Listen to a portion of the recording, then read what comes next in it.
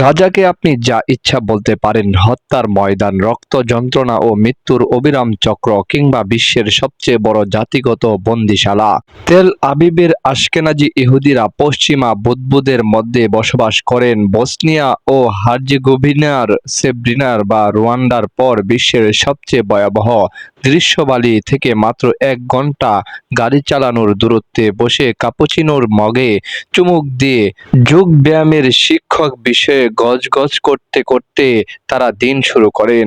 কিন্তু একটা বিষয় তাদের কেউই বুঝতে পারছেন না, সেটা হলো এই যে হামাস আত্মসমর্পণ করবে না।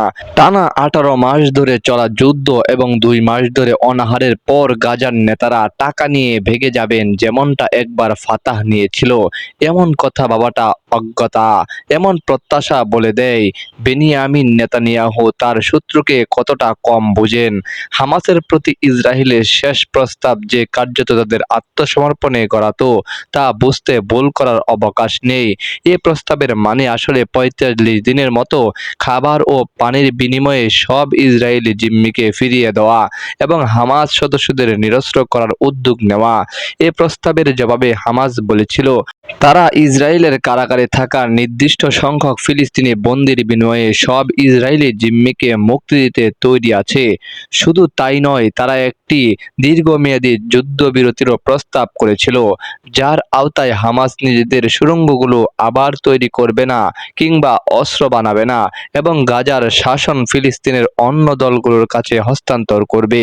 তবে এই যুদ্ধের শুরুতেই দেওয়া 2টি শর্ত থেকে সরে আসেনি হামাস।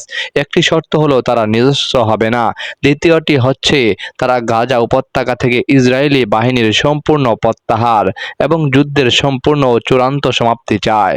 এটা বারবার সুস্পষ্ট হয়ে উঠেছে যে আলোচনার মাধ্যমে সমাধানের পথে অন্তরায় নেতানিয়াহু নিজেই। তিনি 2 দফায় হামাসের সঙ্গে চুক্তি করেছেন, কিন্তু একতরফাভাবে নিজেই তা ভেঙে দিয়েছেন। সর্বশেষ গত জানুয়ারিতে একটি পর্যায়ক্রমিক যুদ্ধবিরতিতে রাজি হন নেতানিয়াহু। এর সুবাদে 33 জন জিম্মিকে মুক্তি দেয় হামাস। কথা ছিল দ্বিতীয় ধাপে যুদ্ধবিরতি ও গাজায় স্থায়ী বিরতি নিয়ে আলোচনা শুরু করবে ইসরায়েল, কিন্তু নেতানিয়াহু সেই চুক্তি একটানে ছিঁড়ে ফেলেন। মার্কিন প্রেসিডেন্ট ডোনাল্ড ট্রাম্প তাকে এটা করতে দেন, যদিও চুক্তিনামাটির কৃতিত্ব একসময় ট্রাম্প নিজেই দাবি করেছিলেন। পারস্পরিক সম্মতিতে নেতানিয়াহু যুদ্ধে ফিরে যান, শুধু বাজেট বিষয়ক ভোটে আসন্ন পরাজয় থেকে নিজের জোটকে বাঁচাতে। যুদ্ধের সামরিক লক্ষ্যগুলো অনেক আগেই ব্যবহার করা হয়ে গেছে।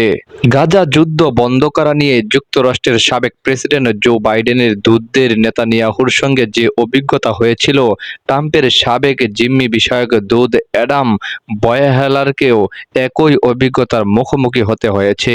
হামাস সরাসরি দর কষাকষির মাধ্যমে জিম্মি বিনিময়ের বিষয়ে যুক্তরাষ্ট্রের সঙ্গে একটি স্বাধীন চুক্তির কাছাকাছি পৌঁছেছিল, কিন্তু নেতানিয়াহু এ কথা জানতে পেরে গণমাধ্যমে ফাঁস করে দেন।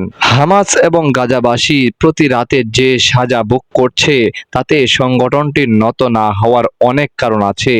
গত মার্চ মাসে ইসরায়েল যুদ্ধবিরতি ভেঙে গাজায় হামলা চালানোর পর থেকে এখন পর্যন্ত 1,500-এরও বেশি ফিলিস্তিনি নিহত হয়েছেন।